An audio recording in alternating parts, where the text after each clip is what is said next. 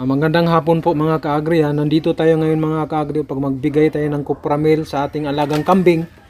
1 kilo to mga ka-agri, tapos haluan natin ng 250 ml na molasses. Itong molasses mga ka-agri, gawa ko lang to mga ka-agri yung nakaraang linggo. Haluin lang natin to mga ka-agri. 1 kilong Cupramil at saka kalahati, kasi 500 ml kasi itong nakalagay sa bali 250 ml mga ka-agri.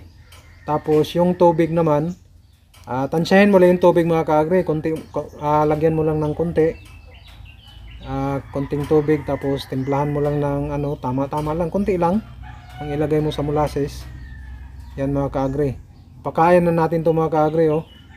Yan, tapos ito naman mga ka-agri, yung tubig lagyan mo lang ng konti mga ka-agri, kahit konti lang. A few moments later. Lagyan na natin ng konting molasses to. Timplahan mo lang. Saka ipainom natin sa yan mga ka-agri.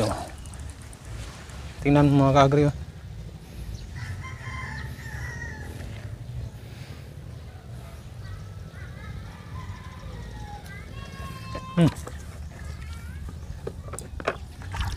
Yan. Molasses saka Cupramil, pinaghalong mga ka-agri. Itong tubig na to, kahit tansyahin mo lang mga ka-agri, ganahan talaga silang kumain yan mga ka-agri, kasi matamis kasi yan saka kakaiba ang lasa niyan mga ka-agri. Pati ito yan, konting molasses nga lang nilagay ko mga ka-agri.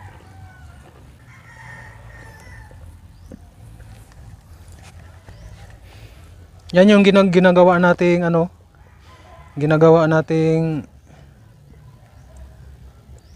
sariling molasses mga ka-agri na galing sa brown at black sugar.